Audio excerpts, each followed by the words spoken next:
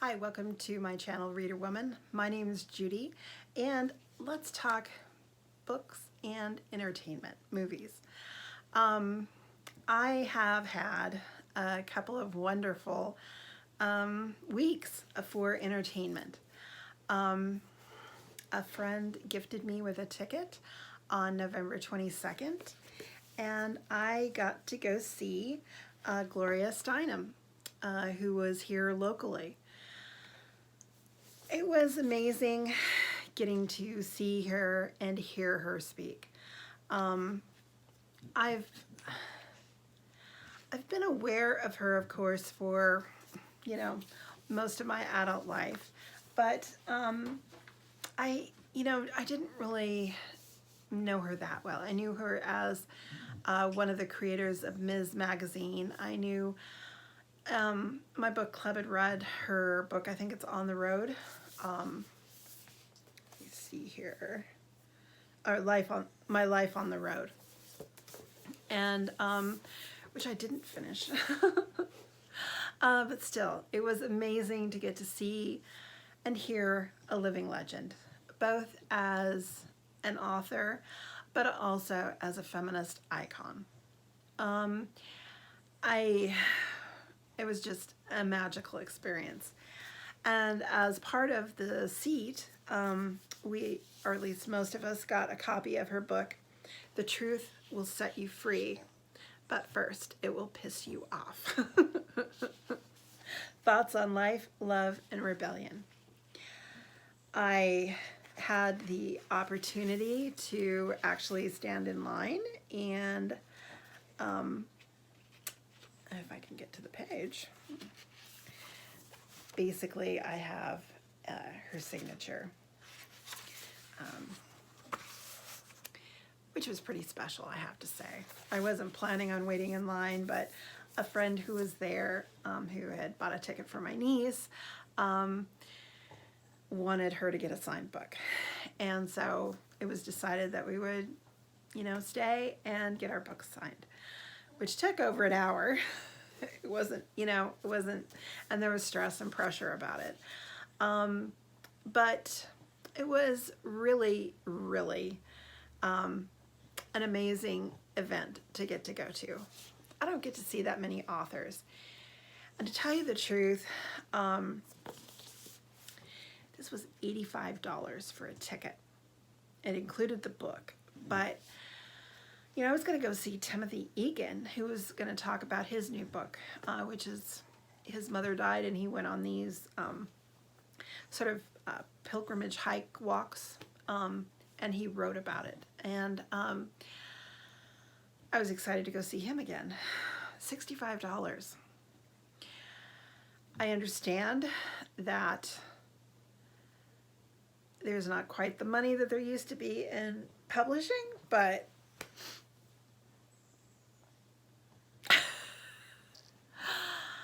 it just seems like they're gouging us. So I wasn't able to afford this on my own. My friend provided, and I had a wonderful time. I thank her greatly. But then this isn't, this is like a very odd book. It's not dense like her other book was. It's more poetry, thoughts. I just saw that. It's hard to understand mortality because inside, being 80 doesn't feel any different from being 40. How true. I'm beginning to realize the pleasure of being a nothing to lose, take no shit older woman. I tell everyone in the world my age because I'm trying to believe it myself. I'm looking forward to reading it, but yeah, it's going to be a light read. For better or for worse, that's just the case. So that was one very magical evening. And to get to, I didn't shake her hand, but I thanked her. I really didn't have anything else to say, but thank you for leading the way. And she was inspiring, and reminding us all that we need to be living our best lives for ourselves, obviously, but also to model what a best life is to the young people around us. And so yeah, it was a very, very inspiring evening. And then after Thanksgiving, I ended up going to the movies and seeing 3 movies, one right after the other. The first one I saw was Knives Out, which I highly recommend. It's an Agatha Christie style whodunit. But of course they take the whodunit, or what seems like they've taken the whodunit out of the equation, but they haven't. It had an all-star cast.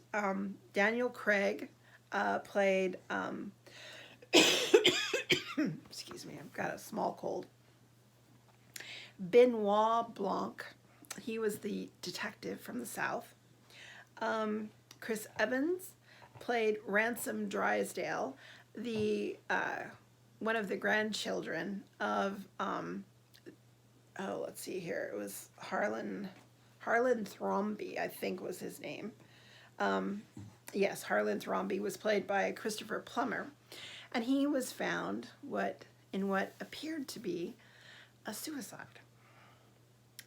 He slit his throat. And his children were played by Jamie Lee Curtis, played his daughter, who was married to Don Johnson. And then the youngest son, Michael Shannon, he played Walt Thrombey. And then in a really fun, I thought, I agreed with the review I read, scene stealing, Toni Collette. She played the daughter-in-law, Joni Thrombey. So it was a sheer delight.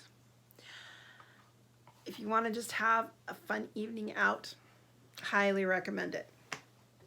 Then my niece and I went to go see, and I'm looking it up to tell you so I can tell you who all was in it. Queen and Slim. The reason we were going was because this was written by Lena Waithe, whom I knew from the comedy Masters of None. One of the most touching episodes she co-wrote with, I can't think of his name, the guy who got into trouble. Let's see here. He was playing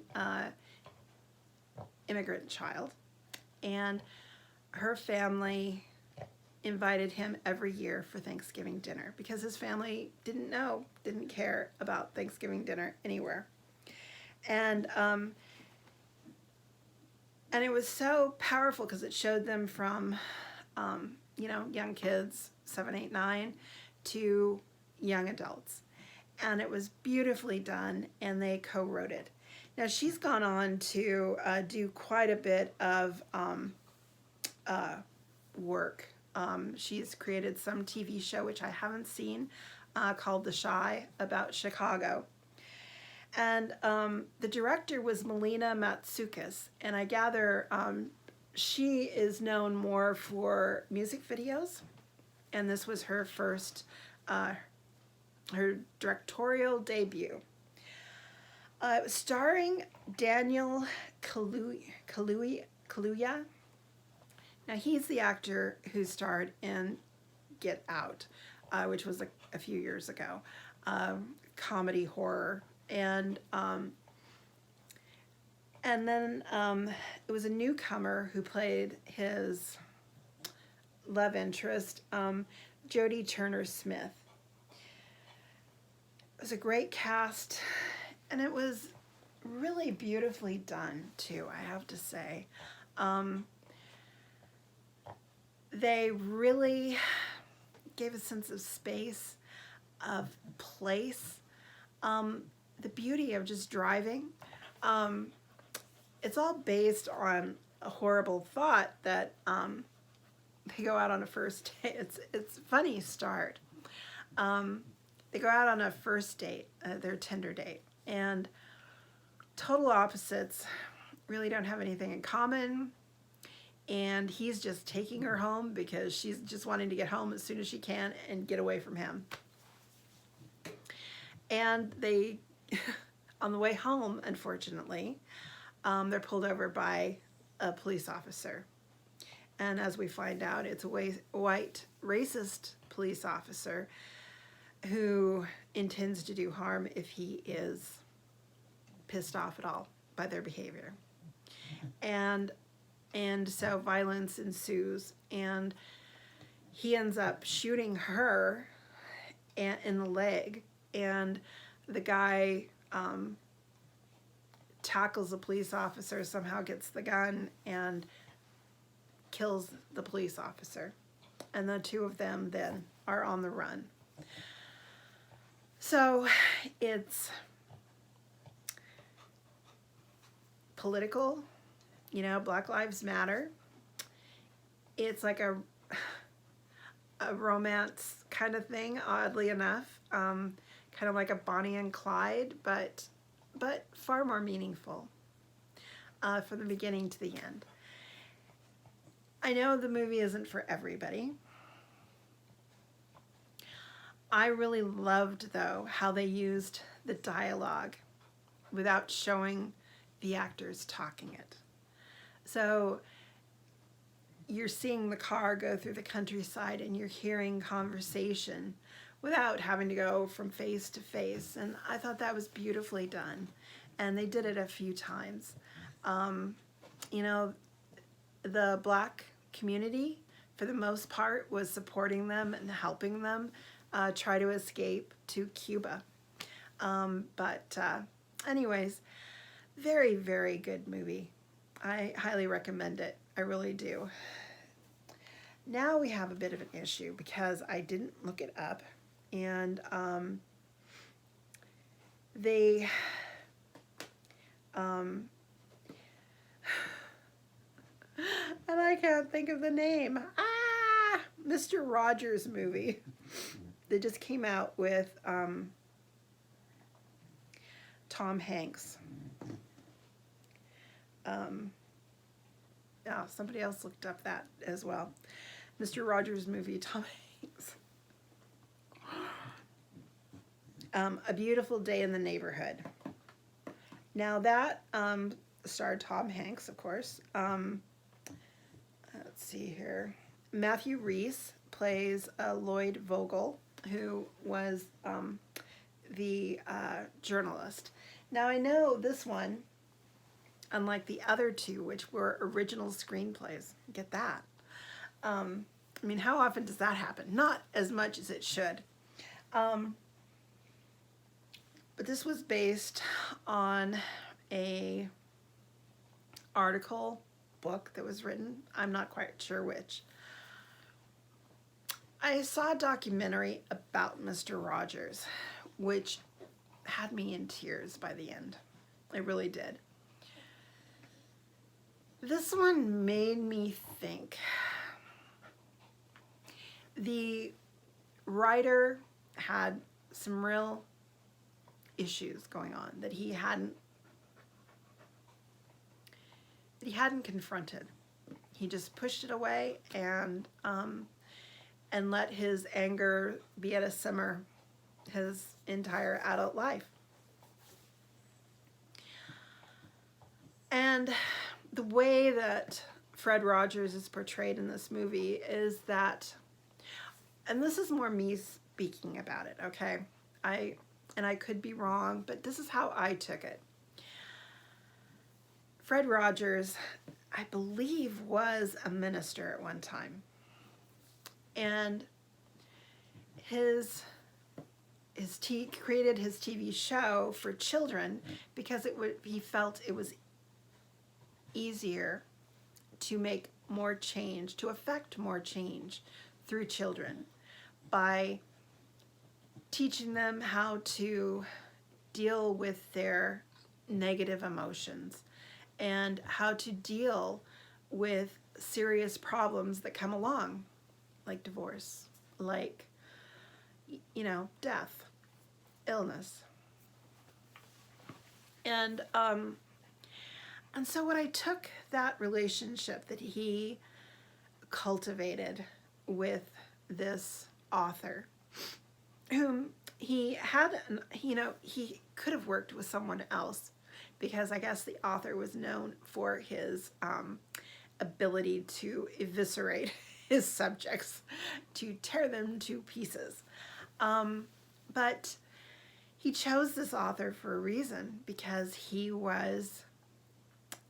saw someone who needed help, who needed to be seen, who needed to be heard in a way that he wasn't allowing himself to be. And at the end of the movie, what it really reminded me was, this was Fred Rogers' ministry. I mean, there was this great opening scene where the author goes to where they're filming, and everybody is in an uproar because Fred Rogers has been, for like 75 minutes, just being there with a child who was acting out, who had a illness and wasn't able to talk. So he was hitting and thrashing, and I assume it sounded like one of those cases where a terminal child is given a wish, and so he was just there with that child while that child worked through all of his emotions. And then finally the child quieted, after nearly an hour, or over an hour, wasn't it? Yeah. Hour and a half, and allowed himself to be hugged by Mr. Rogers. And that's what struck me, was how there for someone else Mr. Rogers was. And that was his gift. I did not personally ever see his TV show. I was too old. He started in the 70s. Yeah, I was a teenager. I wasn't going to watch that. But between the documentary that I saw and this movie, it just reminds me how important it is that the people we have around us, those we choose, and those that we don't always choose but who just keep showing up, it's important for us to give them the space, as well as ourselves, to interact. And I always, everything that I've seen with Mr. Rogers is that he was always willing to hold silences. And sometimes the silence is the most important part of a conversation, because it allows each one of us to reflect. Anyways, a very good movie. Not what I was expecting at all, but I'm very, very glad that I saw it. So, what did you do over your Thanksgiving vacation? Can't wait to hear. Take care, and happy reading, guys. Bye.